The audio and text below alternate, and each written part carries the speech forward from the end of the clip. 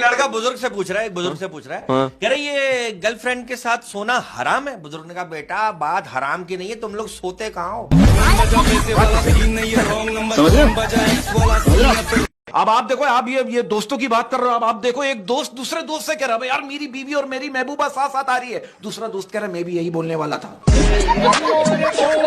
समझ रहे हो? मैं लड़कों को स्पेशली मैसेज देना चाहता हूं, मैं लड़कों से कहना चाहता हूं, लड़कों लड़कियों की फीलिंग से मत खेलो। जो खेलने वाली चीज है उससे खेलो। समझ रहे हो? नहीं तू समझा नहीं। अब एक लड़का मुझे कह रहा बरकत भाई मैंने मतलबी लड़की से अफेयर चलाकर एक ही चीज सीखी है। मैंने बोला क्या? कह रहा मौका होते हुए भी मना कर देना। समझ रहे हो?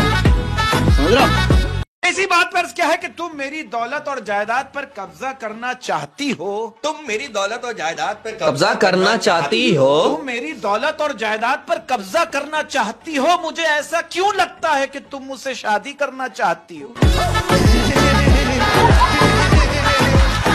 अब आप देखो, एक लड़का दूसरे लड़के से कह रहा है तेरा बाप डॉक्टर है फिर भी तू बीमार हो गया। वो कह रहा है तेरा बाप मेडिकल स्टोर पे काम करता है फिर भी तू पैदा हो गया। समझ रहे हो? अब आप देखो, एक लड़का करे मैं शादी जो है ना पतली लड़की से करूंगा। मैंने बोला क्यों? कह रहा मोटी तो 2 महीने बात ही कर दूंगा।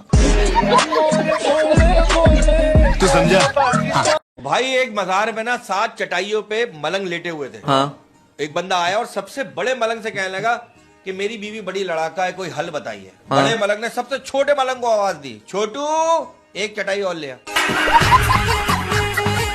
समझ रहे हो?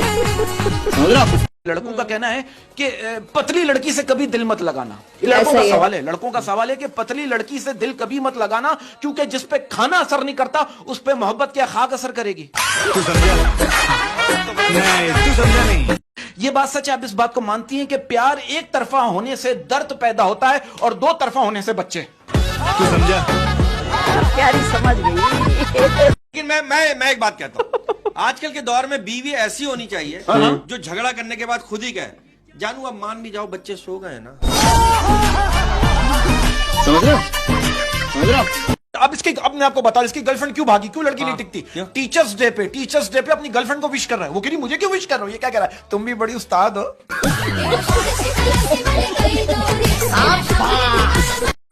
मैं भी औरतों के हक में बोलता हूँ। अब 2 औरतों को 20 साल की कैद हुई, दोनों 20 साल एक ही लॉकअप में रहने के बाद जब रिहा हुई ना, तो रिहा होने के बाद एक औरत दूसरी औरत से कह लेंगी चलो बाकी बातें फोन पे घर जाके करेंगे।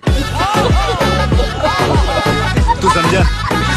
एक शेर अर्ज करने जा रहा हूँ, शेर मेरे दिल के बहुत करीब है। पिल्ले बेवजह खामोश नहीं हूं मैं, बेवजह खामोश नहीं हूं मैं, बेवजह खामोश नहीं हूं मैं। 4 बार हिलाया है, अब होश में नहीं हूं मैं।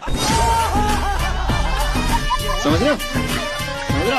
अब इसकी बातें सुन लोगे आपका दिमाग घूम जाएगा। हम ये क्यों बातें कर रहे हैं? हाँ। मैंने इससे ऐसे ही पूछा, बैठा हुआ था, मैंने बोला यार दुबई की सबसे ऊंची बिल्डिंग का क्या नाम है? ये क्या कह रहा है? मियां खलीफा।